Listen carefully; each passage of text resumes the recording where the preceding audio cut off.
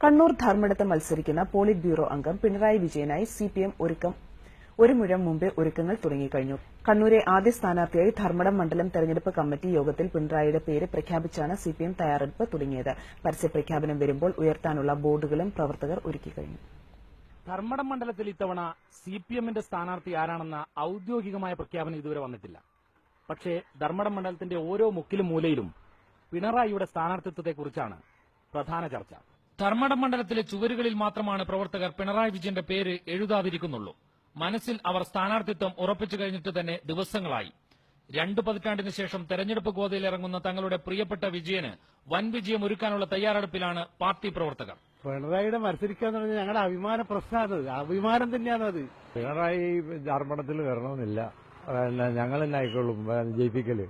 പിണറായി വിജയനെ ജില്ലയിലെ ആദ്യ സ്ഥാനാർത്ഥിയായി ധർമ്മടം മണ്ഡലം സിപിഎം തെരഞ്ഞെടുപ്പ് കമ്മിറ്റി യോഗത്തിൽ പ്രഖ്യാപിച്ചു കഴിഞ്ഞു. മറ്റ് സ്ഥാനാർത്ഥികളെ ഇന്ന് മാത്രമാണ് പ്രഖ്യാപിക്കുക. 1970-ലും 71-ലും 91-ലും അവസാനം 96-ൽ പയ്യന്നൂരിൽ നിന്നുമായി 4 വട്ടം പിണറായി വിജയൻ നിയമസഭയിലെത്തിയിട്ടുണ്ട്. പക്ഷേ സ്വന്തം പ്രദേശം ഉൾപ്പെടുന്ന മണ്ഡലത്തിൽ ഇതാദ്യമാണ്. 2011-ൽ പിണറായി വിജയൻ ധർമ്മടത്ത് മത്സരിക്കുമെന്ന് വാർത്തയുണ്ടായിരുന്നെങ്കിലും അവസാന നിമിഷം കെ നാരായണനെ സീറ്റ് ഏൽപ്പിച്ച് പിന്മാറി. നമ്മുടെ മണ്ഡലത്തിലെ റെക്കോർഡ് ഭൂരിപക്ഷത്തോട് ജയിപ്പിക്കാൻ ജനങ്ങളാകെ ഇറങ്ങാൻ തയ്യാറാണ്. ഞങ്ങളെ നാട്ടുകാരനായ വിജയനാണല്ലോ, അതുകൊണ്ട് ഞങ്ങളെല്ലാം വളരെ ആവേശപൂർവ്വം അങ്ങോട്ട് രംഗത്തിറങ്ങും. പിണറായിയിലെയും പാറപ്പുറത്തെയുമെല്ലാം പ്രവർത്തകർ തങ്ങളുടെ സ്ഥാനാർത്ഥിക്കായി ഫ്ലക്സ് ബോർഡുകൾ വരെ തയ്യാറാക്കിയിട്ടുണ്ട്. പാർട്ടി സ്ഥാനാർത്ഥിയുടെ പേര് പരസ്യമായി പ്രഖ്യാപിക്കുന്നതോടെ മണ്ഡലം ചുവപ്പിക്കാനുള്ള തയ്യാറെടുപ്പിലാണ് പ്രവർത്തകർ. കണ്ണൂരിൽ നിന്നും KR മുകുന്ദനൊപ്പം NK Shiju, Asianet news.